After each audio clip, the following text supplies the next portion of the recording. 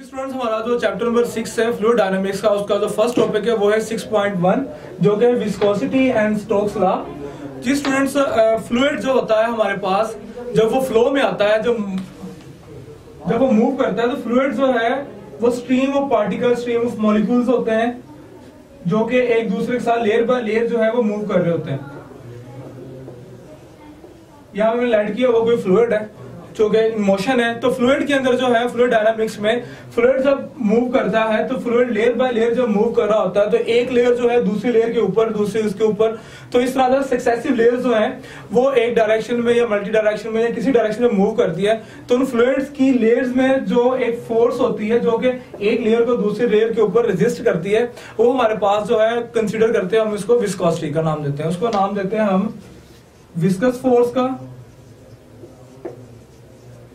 या उसके लिए हम जो है टर्म जो डिफाइन करते हैं उसके नाम देते हैं हम विस्कोसिटी का, जो कि ग्रीक लेटर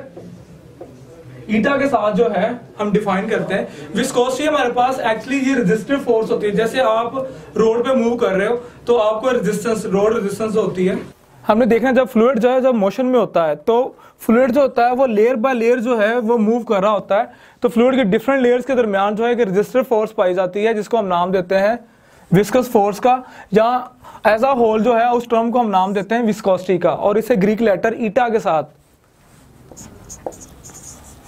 ऐसे हम ईटा कहते हैं, ईटा के साथ जो है इसे पढ़ा जाता है। एक्चुअली ये हमारे पास जो है विस्कोसिटी जो है ये कोफिशिएंट ऑफ विस्कस फोर्स कहलाता है, कोफिशिएंट ऑफ विस्कस फोर्स कहते हैं। तो फ्लूइड जो होता है स्टूडेंट, जब हम इसकी एग्जांपल ऐसे भी ले सकते हैं कि जितनी रेजिस्टिव फोर्स ज्यादा होगी, जितना लेयर बाय लेयर जो उनके दरमियान जो है रेजिस्टिव फोर्स ज्यादा आती जाएगी, उतनी ही विस्कोसिटी जो है वो बढ़ती जाएगी। जैसे कि ऐसे फ्लूइड्स, ऐसे लिक्विड जिनकी डेंसिटी हाई होती है, जैसे कि हमारे पास जो है एक आप ले लें कोल टार ऑयल ले लें, कोल टार वगैरह ले लें, या आप जो है आप हनी ले लें, तो हनी जो है थिक होता है, तो उसकी जो फोर्स होती है उनकी लेयर्स के दरमियान हनी की, जो क्योंकि वो गाढ़ा है, गाढ़ा लिक्विड है, तो उसके दरमियान जो लेयर्स हैं उन लेयर्स के दरमियान जो फोर्स है वो उस फोर्स क्या होगी, ज्यादा फोर्स होगी, क्योंकि उनके लेयर्स के दरमियान रेजिस्टिव फोर्स क्या होगी, ज्यादा होगी। इस तरह उसकी विस्कोसिटी भी जो है वो ज्यादा होती है। ऐसा आप एक्सपीरियंस कर सकते हो कि आप गाड़ी में बैठे हुए, आप अपना हाथ जो है बाहर निकालते हो तो आपको एयर रेजिस्टेंस जो है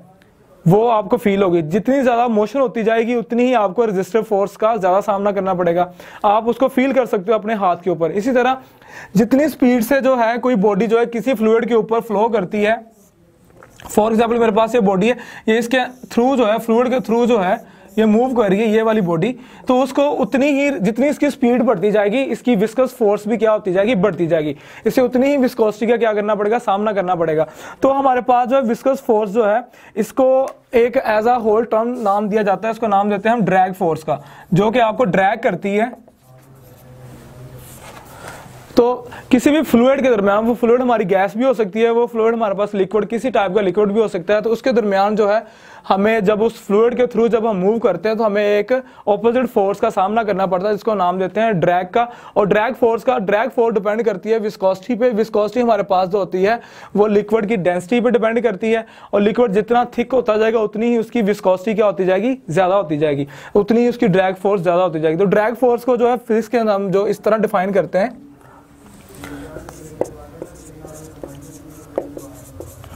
an object moving through a fluid experiences retarding force called drag force। Ji students, हमारे पास ड्रैग फोर्स की डेफिनेशन है जो आपकी बुक के अंदर भी लिखी हुई है। An object moving through a fluid experiences a retarding force called drag force. उसके अलावा ड्रैग फोर्स जो होती है वो इंक्रीज करती है with the increase of the velocity. अगर मैं एफ लेता हूं ड्रैग फोर्स, तो ये मेरे पास जो है इंक्रीज करेगी with the increase of the velocity, with the increase of the speed. अगर आप किसी फ्लूइड में से मूव कर रहे हो, जितनी स्पीड आपकी बढ़ती जाएगी उतनी ही ड्रैग फोर्स जो है वो बढ़ती जाएगी। इस ड्रैग फोर्स को जो है अगर सिंपलेस्ट केसेस के अंदर देखा जाए तो इसको कैलकुलेट करना मुश्किल है, लेकिन अगर हमारे पास जो है, अगर हम बॉडीज को कंसीडर कर लेते हैं कि हमारे पास कोई भी स्फेरिकल बॉडी है, जैसे कि मैंने यहाँ पे नॉमिनेट किया हुआ है, मेरे पास किसी भी स्फेरिकल बॉडी के ऊपर लगने वाली ड्रैग फोर्स जो है उसको हम काउंट कर सकते हैं, और उसको काउंट करके उसको कैलकुलेट करके हमें दिया किसने, स्टोक्स ने। और ये स्टोक्स लॉ हमारे पास जो है, ये वाला स्टोक्स लॉ कुछ इस तरह है कि ड्रैग फोर्स जो है, कोई भी बॉडी है स्फेरिकल बॉडी है, उसका मैस m है और उसका रेडियस जो है वो r है, मैस उसका m है, रेडियस उसका r है, तो उस पर लगने वाली जो फोर्स है उसकी वैल्यू जो कैलकुलेट की एक्सपेरिमेंटली वो की थी स्टोक्स ने, और इसी के नाम से इसका नाम रखा गया स्टोक्स लॉ। स्टोक्स लॉ हमें बताता है कि हमारे पास लगने वाली जो ड्रैग फोर्स होती है वो होती है 6 pi eta r into v. जी स्टूडेंट, 6 और पाई और ईटा ये कांस्टेंट है, जबकि r जो है रेडियस ऑफ द स्फेयर है, जो साइज ऑफ स्फेयर को या साइज ऑफ बॉडी को डिफाइन करता है, जबकि v जो है उसकी स्पीड है, उसकी वेलोसिटी है उस बॉडी की जो कि मूव कर रहा है थ्रू दैट फ्लूइड। जो फ्लूइड के अंदर मूव करेगा उस पर लगने वाली जो फोर्स है वो कैलकुलेट की किसने, स्टोक्स ने, और इसी के नाम पे इसका नाम रखा गया स्टोक्स लॉ। तो ड्रैग फोर्स हमारे पास इक्वल होती है 6 pi eta r into we. तो स्टूडेंट, जितनी स्पीड ज्यादा होती जाएगी उतनी ही ड्रैग फोर्स क्या होती जाएगी, ज्यादा होती जाएगी। जितना साइज बड़ा होता जाएगा हम कह सकते हैं हमारे पास जो ड्रैग फोर्स है वो डायरेक्टली प्रोपोर्शनल है r के और v के, यानी जितना उस बॉडी का पार्टिकल साइज जो है, स्फेरिकल साइज जो है, अगर हम स्फेरिकल बॉडी कंसीडर की है, उसका जितना साइज बढ़ता जाएगा उतनी ही ड्रैग फोर्स बढ़ती जाएगी, जितनी उसकी स्पीड बढ़ती जाएगी उतनी ही ड्रैग फोर्स की वैल्यू क्या होती जाएगी, ज्यादा होती जाएगी।